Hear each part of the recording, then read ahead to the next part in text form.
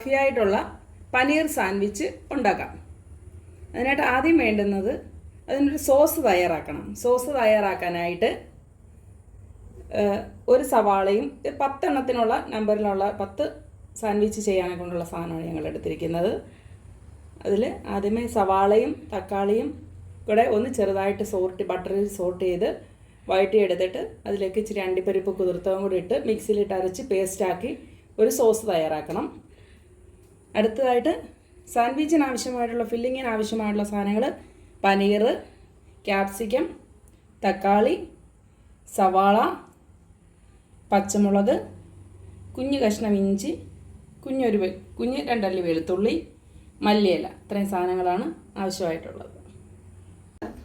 നമ്മൾ നേരത്തെ വഴറ്റിയ അതിൽ തന്നെ ആ ഫ്രൈ പാനിൽ തന്നെ കുറച്ച് ബട്ടർ ഇട്ട് കൊടുക്കണം മെൽറ്റാവാനായിട്ട്.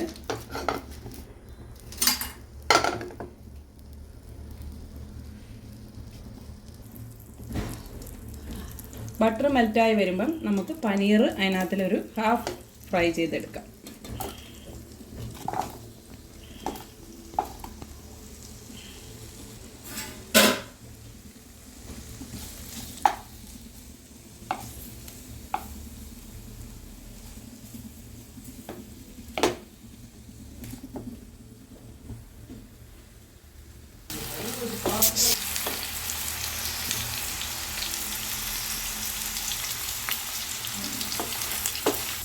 ഇനി നമുക്ക് പനീർ വേറെ പാത്രത്തിലോട്ട് മാറ്റാം.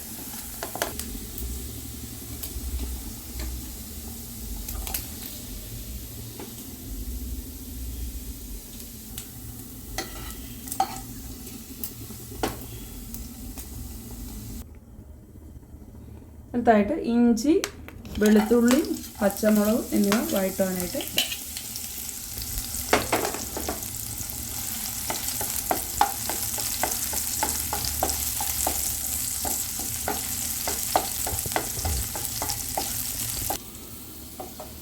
അതിലോട്ട് നമ്മൾ സവാള ജസ്റ്റ് ഒന്ന് സോട്ട് ചെയ്യാനെ കൊണ്ടിടുവാണ്. ബട്ടറിലാണ് ഇതെല്ലാം സോട്ട് ചെയ്യുന്നത്.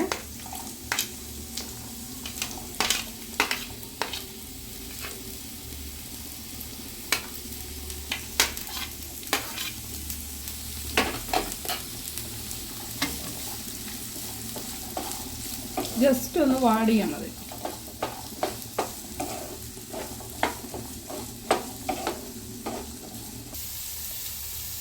സവാള സോട്ടായി വരുമ്പോഴത്തേക്കിന് ക്യാപ്സിക്കം സോട്ട് ചെയ്യാനായിട്ട് അതിൻ്റെ കൂടെ തന്നെ ഇട്ട് കൊടുക്കാം. അതിൻ്റെ കൂടെ തന്നെ തക്കാളിയും സോട്ട് ചെയ്യാൻ കൊണ്ടിടാം.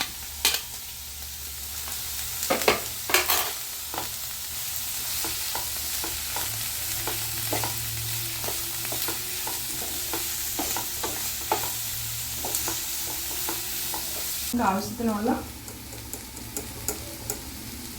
ഉപ്പ് ചേർത്ത് കൊടുക്കുക.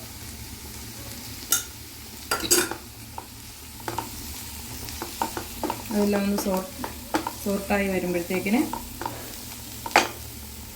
നമുക്ക് എനിക്ക് ആവശ്യത്തിന് ഒരു ഹാഫ് ടീസ്പൂൺ കുരുമുളക് പൊടി, കളറിന് വേണ്ടിയിട്ട് മാത്രം ഹാഫ് ടീസ്പൂൺ മുളക് പൊടി,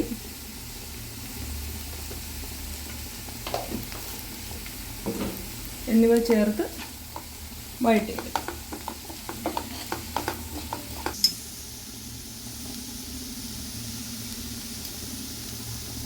ഇനി അടുത്തതായിട്ട് ശകലം സോയാ സോസ്,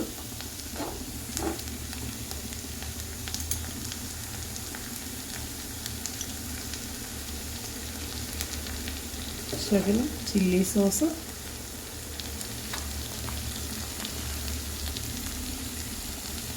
കുറച്ച് ടൊമാറ്റോ സോസ് എന്നിവ ചേർത്ത് മിക്സ് ചെയ്ത്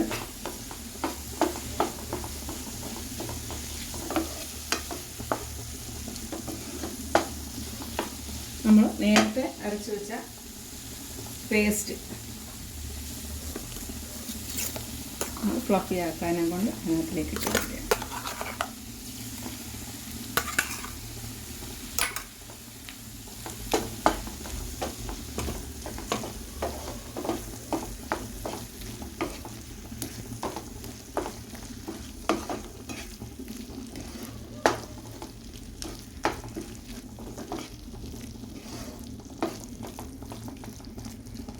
അതിനകത്തിലേക്ക്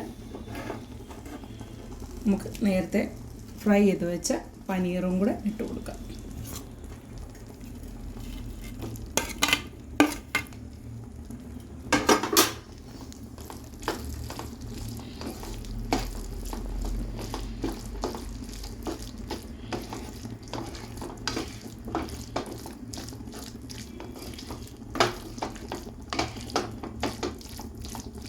നമ്മുടെ മസാല ഏകദേശം റെഡി ആയിട്ടുണ്ട്. ഇതിൽ ശകലം മല്ലിയിലയും കൂടെ ഇട്ട് നമുക്കത് തീ ഓഫ് ചെയ്യാം.